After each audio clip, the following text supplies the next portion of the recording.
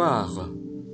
Transmise de génération en génération, la légende des Nibelungen a des fondements historiques. La confrontation entre Germains et Romains a été probablement une des sources d'inspiration. L'histoire de Siegfried a pour origine la chanson des Nibelungen, un poème écrit peu après 1200 ans en Autriche par un auteur anonyme, inspiré de mythologies plus anciennes, notamment scandinaves et germaniques. Le poème est une histoire d'amour et de trahison, de cupidité et de vengeance, de bonheur et de souffrance. Siegfried est un prince guerrier d'une puissance supérieure, responsable de nombreux exploits, comme le meurtre d'un dragon. Il est le fils du roi Zantène, se forge alors une épée magique et triomphe par la ruse du terrifiant dragon. Il devient alors invulnérable en se baignant dans le sang et s'empare du trésor du peuple des nains. Une malédiction plane sur le trésor des Nibelungen, censé porter malheur à son propriétaire. Auréolé de ses récents faits d'armes, il arrive à la cour du roi burgonde, Gunther, et demande la main de sa sœur la belle Kriemhild. Gunther accepte à condition que Siegfried parvient à conquérir pour lui la Valkyrie du nom de Brunhild. À la tête des armées du roi Gunther, Siegfried remporte de nombreuses victoires et suscite la jalousie, dont celle de Hagen, un vassal du roi. Ainsi, avec la complicité du roi Gunther et de sa femme Brunhild, Hagen décide d'éliminer Siegfried. Par la ruse et la trahison, il découvre le talon d'Achille de Siegfried qui le rend vulnérable. Une petite partie de son dos non recouverte par le sang du dragon.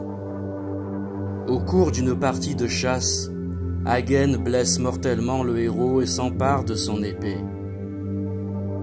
La faiblesse de Siegfried lui a valu des comparaisons avec d'autres personnages mythiques, en particulier Achille. Comment ne pas parler du film de Fritz Lang, produit en 1924, qui est lui-même devenu légendaire. Quelques années avant le cinéma parlant, le film est divisé en deux parties. La mort de Siegfried et la vengeance de Kriemhild.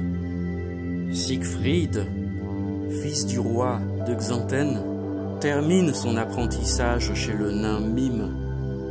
Il forge une magnifique épée.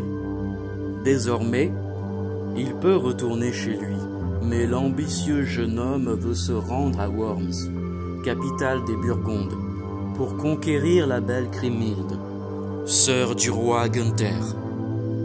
Traversant une forêt, il triomphe d'un dragon.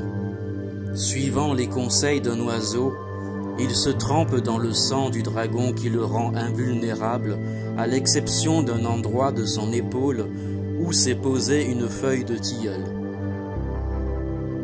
Son voyage le mène ensuite sur le territoire des Nibelungen, et il s'empare du trésor volé aux filles du Rhin par le roi des nains, Albéric, ainsi que du baume magique, qui lui permet de prendre n'importe quelle apparence. Déjouant une ruse du méchant nain, Siegfried le tue, mais celui-ci a le temps de maudire tous ceux qui détiendront le trésor. Chez les Burgondes, le roi Gunther est sous la coupe d'un de ses vassaux, Hagen.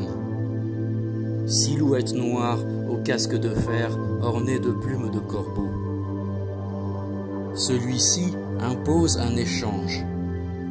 Siegfried aura Kriemhild s'il aide Gunther à séduire Brunhild qui règne sur l'Islande.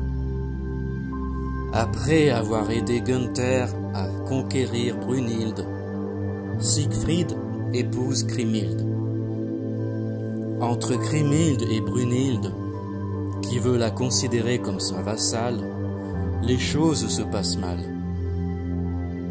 Kriemhild révèle à la nouvelle reine des Burgondes le rôle qu'a joué Siegfried. Désormais, le sort de celui-ci est scellé. Brunhilde réclame à Gunther la mort de Siegfried. Kriemhild, pensant le protéger, montre à Hagen où se trouve l'endroit vulnérable de son mari. Et c'est naturellement là que Hagen, sur l'ordre de Gunther, frappe le héros au cours d'une partie de chasse improvisée. Malgré le désespoir de Kriemhild, le clan des Burgondes, conscient de sa complicité, fait front autour de Hagen.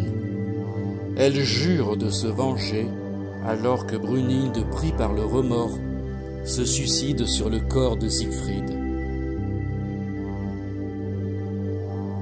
Avec le temps et suivant les siècles, Siegfried apparaît dans la mythologie nordique, dans plusieurs poèmes, compilés au XIIIe siècle, également par plusieurs sources inconnues, ce qui fait de lui un guerrier légendaire, aux exploits héroïques, une légende inspirante, encore aujourd'hui.